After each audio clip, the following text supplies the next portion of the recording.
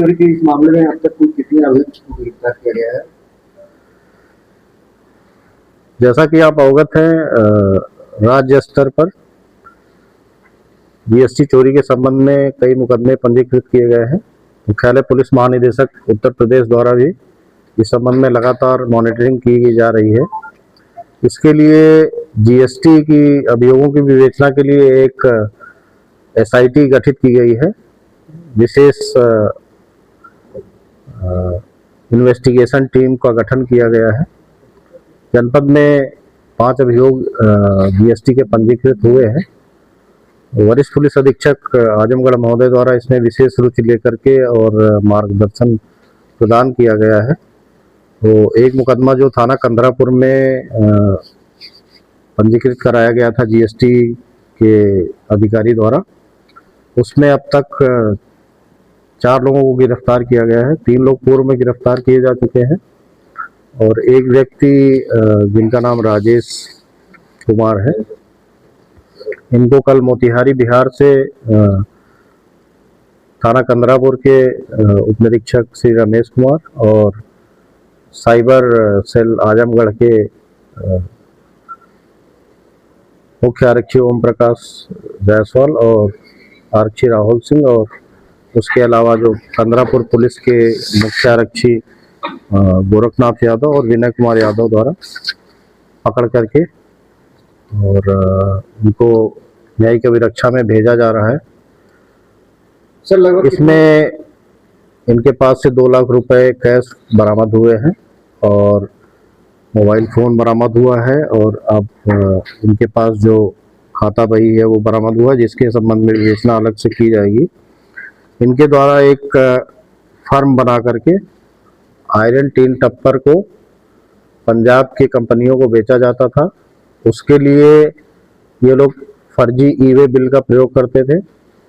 फर्जी कंपनियों का विक्रेता बनाते थे कि बेचने वाली कंपनी उसका कोई अस्तित्व नहीं होता है और जो खरीदने वाली कंपनी है उसका भी कोई अस्तित्व नहीं है। केवल मार्ग में परिवहन के लिए एक बिल बनाते थे और वो बिल पूर्णतया फर्जी होता था।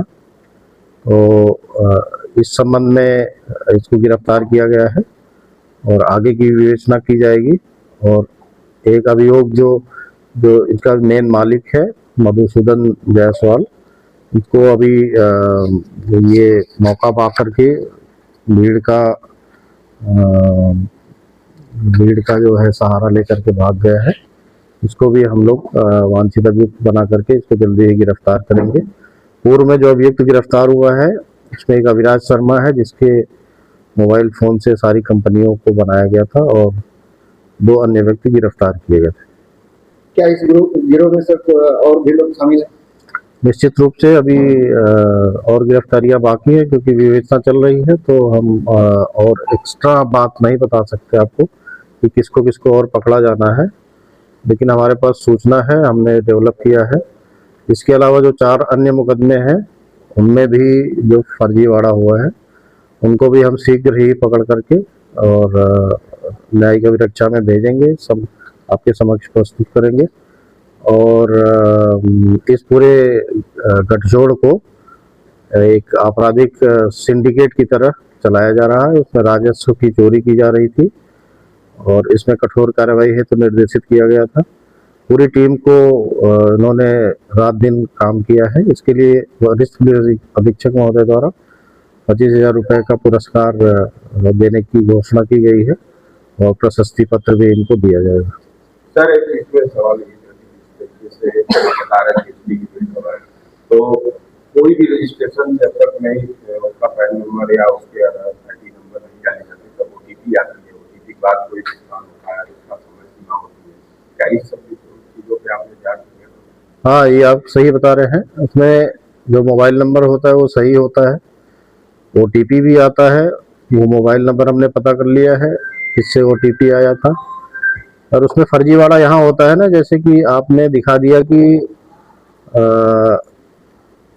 किसी व्यक्ति जिसका नाम एक्स है उसके घर पे एक कंपनी चल रही है, फिर उसका किरायानामा बनाया, फिर उसका उन्होंने बिजली का बिल बनाया, फिर उसके आधार पे उन डॉक्यूमेंट के आधार पे आपने रजिस्ट्रेशन करा लिया, उसका वेरिफिकेशन बाद में होता है।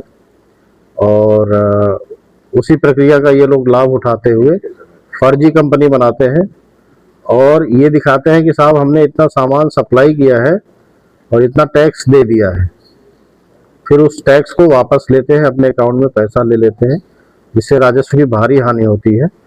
इसलिए हम लोग कठोरतम कार्रवाई कर रहे हैं और अब तक 4 लोगों को गिरफ्तार किया गया है। ये प्रक्रिया लगातार जारी रहेगी और पूरे गठजोड़ का अनावरण किया जाएगा।